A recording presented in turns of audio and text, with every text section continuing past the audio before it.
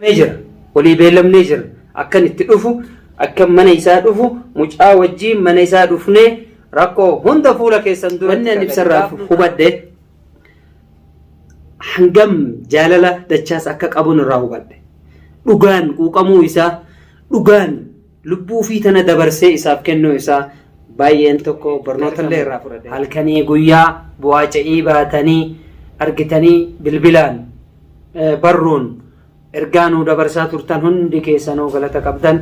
Guyyaan gammachuu keenya, guyyaan araarama keenya argitee dabarsee kennuuf natti mul'ate jechuudha. Obboleessa kiyya, dhiiga kiyya, jasada kiyya, ruhaan tiyya isa dura ba'uu qabdi malee inni osoo ijji tiyya argitu hin qixaaxamu, osoo ijji tiyya argitu hin adduufamu, osoo ijji tiyya argitu ruhaan isaa hin baatu tiyya dura ba'a jechuudha.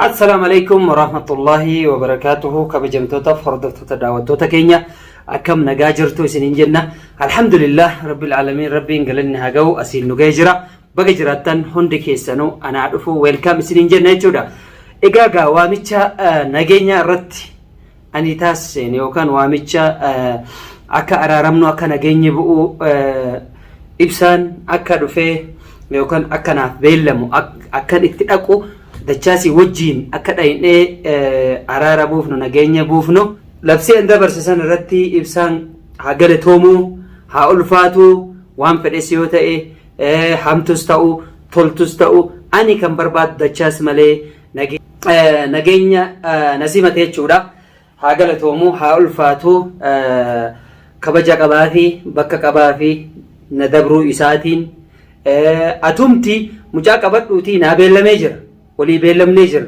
Akkan itti dhufu, akkan mana isaa dhufu, mucaa wajjin mana isaa dhufnee rakkoo hunda fuula keessan duratti ka gadi baafnu ta'a. Egaa nafaana tura isiniin jenna.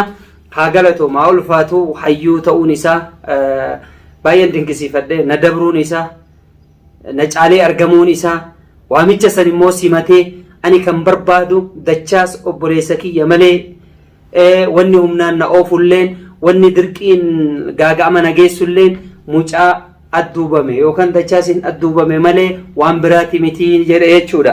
Hayyee galata qabaa ulfaadhu wayyama obboleessa kiyya kaalii ibsaa galatoomii akkanatti sineeyne hayyuu akkanaas hin seene akkana beeytaas hin seene ani immoo anas balleesse ana isinif balleesse waan feete na godhi ani mucallee fidet mucallee si kennee ofillee sitti uf kennee jira.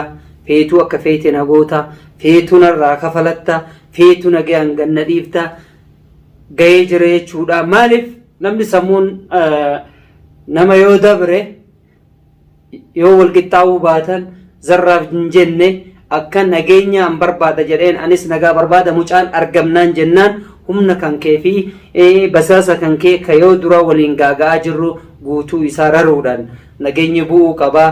Ani mucaa nagayaan argannaan wanti duraayyuu kanan nu seensise yookaan tankaarfii kana akka waliif fudhannu gaaga'amaa fi humna diinagdeetiif humna namaa wal jidduutti miinuu dachaasii dhabamee jedhe jechuudha. Sababa obboleessa kiyya dachaasii naafinnaan ani ifama sii godhaanaan jedhe jechuudha. Egaa sadarkaa kanarra geennee jirra alhamdulillah rabbil aalamiin. Yoo rabbi irraa taate guyyaa beellamannee jirra. Guyyaa beellamanne san dachaasis qabadhee nagaan jira fayyaa qaba alhamdulillah. Dachaasis qabadhee manguddoos qabadhee ibsaa biraa kan dhaayinu ta'a jechuudha.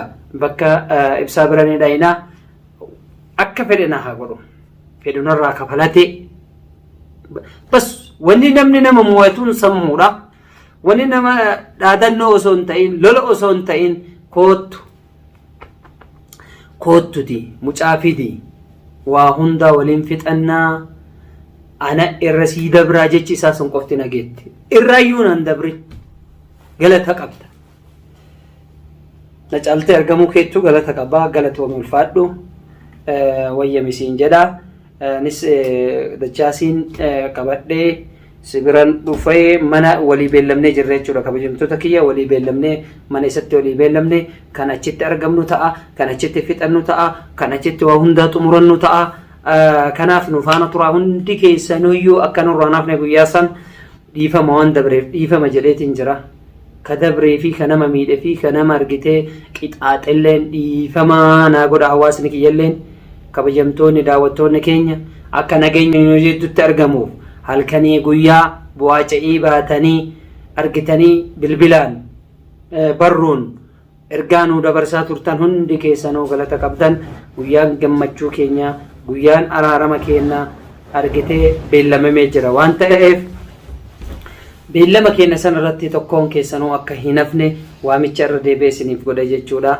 Ammas gorsa yoo qabaattan yaada yoo qabaattan akkanaaf laattan kabajaan isin gaafadha. Ani ilmi keessan Maameen jechuudha, obboleessi keessan badii keessa dabreef waan keessa dabreneef dhiifama isin gaafadhe. Warra muufachiises warroota argitee dachaasiin ala mucoo saniin ala namoota hedduu muufachiise warroota biyya adda addarra jirtan karaa qilleensatiin onlaayinii fi bakka kamiinuyyuu haa ta'u namoonni na irrafachiise yookaan namni na irrafattan hundi dhiifama akkanaa gootan kabajaan isin gaafadha.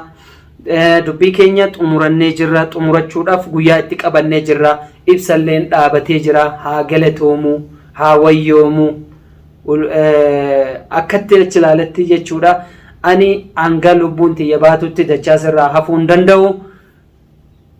Gaagama irra ol geessu jiru argitanii jirtan jechuudha. Sadarkaa irra ol hin geenne argitanii jirtan jechuudha. Wal jalaa deebi'uun waan guddaadha. Ani si jalaa deebi'ee jira. Ani araara fedhaan jennaan ani dachaasiin fedha, dachaasiin fiddee argamnaan rakkoon kiyya ka dura natti miidhamee ani miidhamee maatii kiyyaan bahe guutuu nafee amma ishee an dachaasiin argachuudha jedhe. Kanaa ol maaltu hafeme?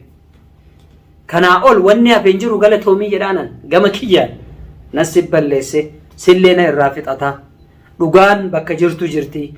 Dhugaan tantee na biras jiraattu bakka biras jiraattu ka waliin dhufneeyyuu gadi baafnu ta'a, ka waliin dhufneennu waliin laallu ta'a, ka fixannu ta'a. Akkasanii ammaaf ulfaadhu wayyamisiin jedha. Dachaasiin ana dachaasii ibsaa warroota birallee namoota birallee dabalannee kan argamnu ta'a jechuudha. Guyyaa san akka nurraa nafne hundi keessanuu guyyaa keenyas beellamannee karaa manguddootilleen walii gallee waan silaa irratti walii galamu irratti walii gallee xumura gubbarraa geennee jirra jechuudha. Guyyaan sun nu hakiisu guyyaa san akka nurraa nafne hundi keessanuu ulfaadhaa galatoomaa. Ilmaan Aayyaa, ilmaan Oromoo warroonni dogoggora kanarrallee na deebiftan kan bilbilaan na gorsite, kan koomentiin na gorsite, kan karaa garaagaraatiin na gorsite, kan na arrabsitellee galata qabdaa ulfaadhu mataa kiyya gubbarra jirtanii hundi.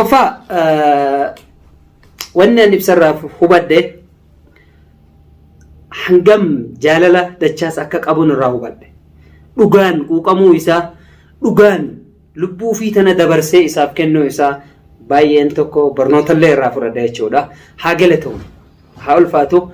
Ka obboleessaaf ruuhaa ofiin kennine yoo waliif wareegamne hanga fedhe wanni fedhes ta'u dadhabus haga tokko egaa jalaa fagaadhuus yaaliin inni godhiin hin jiru jechuudha. Ilaa sadarkaa mana kiyya deeme, ilaa sadarkaa baatii gala na kutuu deeme. Achirra dhaabbannee jechuudha. Tankaarfiin nuti walirratti hin fudhatiin hin jiru jechuudha. Tankaarfii keessa deebiin qabnes walirra fudhu. Tankaarfii ciccimaa wal argitee wal gaaga'amu gubbarra eeguma geenne humni wal miidhuurra nageenya buusuu wayya mucaa kennee fi nagaa buusuu wayya amma booda hojima kana akkan dhiisu sammuu keessaa naasiiftanii jechuudha.